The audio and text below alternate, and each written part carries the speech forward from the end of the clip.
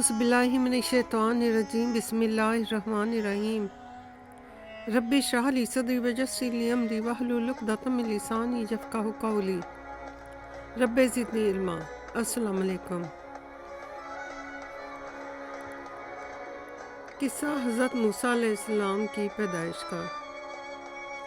एक रात फ़िरौन मलून ने अपने ख्वाब में देखा कि दो दरख्त आलम बाला पर गए और फिर सारा आलम उनके ज़ेरे साया हो गया। सुबह होते ही उसने तमाम हकीमों, नजूमियों और जादूगरों को इकट्ठा किया और फिर उनसे इस ख्वाब की ताबीर दरियाफ्त की। उन हकीमों, नजूमियों और जादूगरों ने बहुत ही गौर व खौस के बाद अर्ज़ की। कहा उन्होंने कि कौम बनी इसराइल में एक ऐसा शख्स पैदा होगा कि तमाम लोग उसके ज़ेरे साया हो जाएंगे और वही शख्स फ़िरौनी हुकूमत को तहस नहस करके रख देगा। ये सब सुनकर फ़िरौन बेहद हरासा हुआ और अपने सिपाहियों को हुक्म दिया कि कोई भी लड़का बनी इसराइल में पैदा ना होने पाए और अगर कोई लड़का पैदा हुआ तो फ़ौरन उसे मार दिया जाए। गर ये कि फ़िरौन ने बनी इसराइल के हर घर के आगे अपने सिपाही बिठा दिए और तमाम कारकुनों को हुक्म दिया कि बनी इसराइल में पैदा होने वाले हर लड़के को कत्ल कर दिया जाए और अगर लड़की हो तो छोड़ दें और इसके इवज़ में माँ को 70 दिरहम दे दिए जाएं। अब क्या था कि बनी इसराइल के लोग खुद भी बच्चा पैदा होने पर हर बच्चे को फ़िरौन के पास ले आते और 70 दिरहम लेकर बच्चे को कत्ल करवा देते। अगर ये सिलसिला जारी रहा, बेटे की पैदाइश होते ही उसे कत्ल कर दिया जाता और बेटी को ज़िंदा रखा जाने लगा। इस बारे में रब ताला ने इरशाद फरमाया, और जब छुड़ा दिया हमने तुमको फ़िरौन के लोगों से के देते थे कि तुमको बड़ी तकलीफ़ ज़िबा करते थे तुम्हारे बेटे और ज़िंदा रखते थे तुम्हारी बेटियां, और इसमें आजमाइश हुई तुम्हारे रब की बड़ी। बस फ़िरौन ने बनी इसराइल को बहुत ही दर्द में मुब्तला कर रखा था। उनके बेटों को कत्ल करता था और उनके कारिंदे यही ना करते थे बल्कि घरों में घुसकर उनकी औरतों के पेटों पर हाथ फेरते और देखते कि कोई औरत माँ बनने वाली तो नहीं है। गर ये कि बनी इसराइल के हर दरवाज़े पर फ़िरौन का कारिंदा निगरान बनकर बैठा था, वहाँ की कौम के लिए यह सबसे बड़ी तकलीफ़ दे बात थी। इसी दौरान हज़रत मूसा अलैहिस्सलाम की माँ जो कि हमल से थीं और फ़िरौन के लोगों को इस बात की खबर ना हो सकी थी और आप अलैहिस्सलाम की पैदाइश का वक्त आ गया और आपकी पैदाइश की खबर फ़िरौन के सिपाहियों को ना हो सकी। हज़रत मूसा अलैहिस्सलाम की पैदाइश से आपका घर रोशन और मनव्वर हो गया।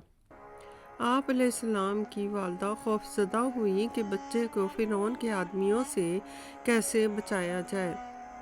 आप अलैहिस्सलाम की वालदा की आंखों में से आंसू जारी हुए और वो कहे जा रही थी कि इस बच्चे को मैं कहाँ छुपाऊं, फ़िरौन के आदमी आकर इसको मार डालेंगे, ये कहती जाती थी और रोती जाती थी। इरशादे बारी ताला हुआ और हमने हुक्म भेजा मूसा अलैहिस्सलाम की माँ को कि इसको दूध पिलाओ, फिर जब तुमको डर हो इसका तो डाल दे इसको दरियाए नील में और इसमें ना कुछ ख़तरा कर और ना कुछ गम कर। हम फिर पहुँचा देंगे तेरी तरफ इसको और करेंगे इसको अपने रसूलों में से।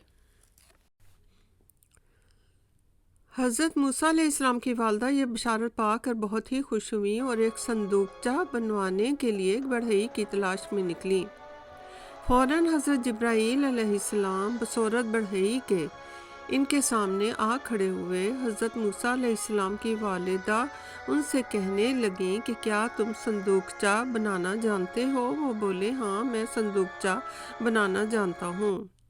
چنانچہ حضرت جبرائیل علیہ السلام ان کے گھر چلے گئے اور ایک صندوقچہ بنا کر حضرت موسیٰ علیہ السلام کی والدہ کو دیا۔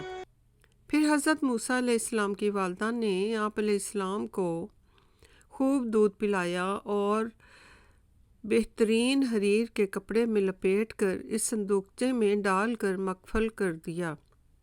دریائے نیل میں اس صندوقچے کو ڈال دیا گیا۔ ایک دوسری روایت میں یوں آیا ہے کہ حضرت موسیٰ علیہ السلام کی والدہ چپکے سے ایک بڑھئی کو گھر میں لائیں اور صندوقچہ بنوا کر اسے 70 دینار دے کر رخصت کر دیا۔ اس بات کی خبر آپ کے ایک پڑوسی کو ہو گئی۔ اس نے چاہا کہ اس بات کی خبر فرعون کو دوں، مگر جب وہ فرعون کے پاس شکایت کے لیے گیا، اس کی قوت گویائی اللہ رب تعالیٰ کی قدرت سے چھن گئی اور وہ بولنے سے قاصر ہو جاتا تھا، اور جو ہی وہ واپس آتا تو اس کی زبان کھل جاتی۔ یوں وہ شخص کئی بار فرعون کے پاس شکایت لے کر گیا اور اس کی زبان گونگی ہو جاتی اور وہ جو کچھ کہنا چاہتا تھا وہ فرعون سے بیان نہ کر سکتا، اور پھر آخر میں اس نے فرعون کے پاس شکایت لگانے کا ارادہ ملتوی کر دیا اور اپنی اس حرکت سے باز آیا اور توبہ کی اور اپنے خدا پر ایمان لے آیا، اور پھر کبھی بھی یہ راز کسی سے بیان نہ کیا۔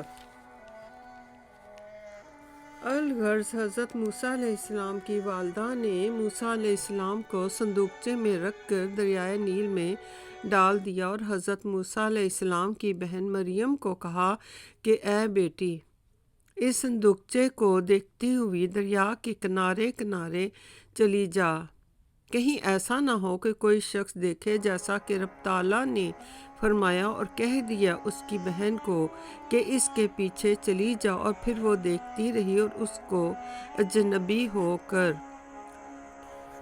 غرض یہ کہ اللہ رب تعالیٰ کے حکم سے آپ علیہ السلام کی والدہ نے آپ کو ایک صندوقچے میں بند کر کے دریائے نیل میں ڈال دیا، اور حضرت موسیٰ علیہ السلام کی بہن مریم کو تاکید کی گئی کہ کنارے کنارے اس صندوقچے کو دیکھتی ہوئی چلتی رہنا، ایک اجنبی کی طرح، ایسا نہ ہو کہ کوئی شخص دیکھ لے اور پہچان لے، جیسا کہ رب تعالیٰ نے ارشاد فرمایا، اور کہہ دیا اس کی بہن کو کہ اس کے پیچھے پیچھے چلی جاؤ، اور پھر وہ دیکھتی رہی اس کو اجنبی ہو کر، اور ان کو خبر تک نہ ہو سکی۔